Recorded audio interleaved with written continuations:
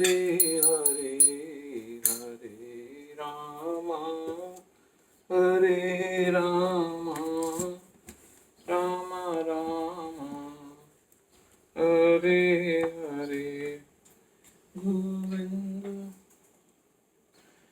आज हम छठे अध्याय के श्लोक 40 का अर्थ पढ़ेंगे। भगवान ने कहा, हे पितापुत्र, कल्याणकारियों में निरत योगी का ना तो इस लोक में और ना परलोक में ही विनाश होता है। हे मित्र, भलाई करने वाला कभी बुराई से पराजित नहीं होता। तात्पर्य श्रीमद् भागवत में 2.5.17 में श्री नारद मुनि व्यासदेव को इस प्रकार उपदेश देते हैं। त्यक्त्वा स्वधर्मम चरणाम्बुजम हरे भजन पकोऽथ पतेत् ततो यदि तत्र वाभद्र मभूदमुष्य किम को वार्थ आपतो अभजताम स्वधर्मतः।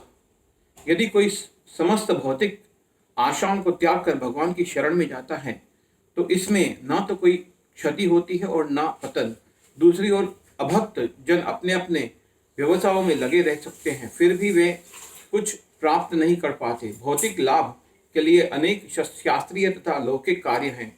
जीवन में आध्यात्मिक उन्नति अर्थात कृष्ण भावामृत के लिए योगी को समस्त भौतिक कार्यकलापों का परित्याग करना होता है। कोई यह तर्क कर सकता है कि यदि कृष्ण भावामृत पूर्ण हो जाए तो इससे सर्वोच्च सिद्धि प्राप्त हो सकती है, किंतु यदि यह सिद्धि प्राप्त न हो पाई तो भौतिक एवं आध्यात्मिक दोनों दृष्टियों से मनुष्य को क्षति पहुंचती है। शास्त्रों का आदेश है कि यदि कोई स्वधर्म का आचरण नहीं करता तो उसे पाप फल भोगना पड़ता है। अतः जो दिव्य कार्यों को ठीक से नहीं कर पाता उसे फल भोगना होता है।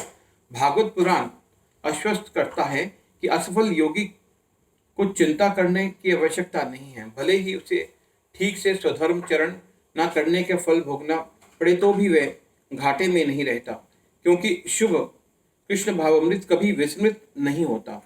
जो इस प्रकार से लगा रहता है वह अगले जन्म में निम्न योनि में भी जन्म लेकर पहले की भांति भक्ति करता है। दूसरी ओर जो केवल नियत कार्यों को दृढ़ता पूर्वक करता है, किंतु यदि उसमें कृष्ण भावामृत का अभाव है तो आवश्यक नहीं है कि उसे शुभ फल प्राप्त हो। इस श्लोक का तात्पर्य इस प्रकार है, मानवता के दो विभाग किए जा सकते हैं, नियमित तथा अनियमित। जो लोग अगले जन्म तथा मुक्ति के ज्ञान के बिना पाश्विक इंद्रिय तृप्ति में लगे रहते हैं वे अनियमित विभाग में आते हैं। जो लोग शास्त्रों में वर्णित कर्तव्य के सिद्धांतों का पालन करते हैं वे नियमित विभाग में वर्गीकृत होते हैं। अनियमित विभाग से के संस्कृत तथा असंस्कृत, शिक्षित तथा अशिक्षित, बलि तथा निर्बल लोग पाश्विक वृत्तियों से पूर्ण होते हैं। उनके कार्य कभी भी कल्याणकारी नहीं होते, क्योंकि वे पशुओं की भांति आहार, निद्रा, भय तथा मैथुन का भोग करते हैं और इस संसार में निरंतर रहते हैं जो सदा ही दुखमय है। हरे कृष्णा।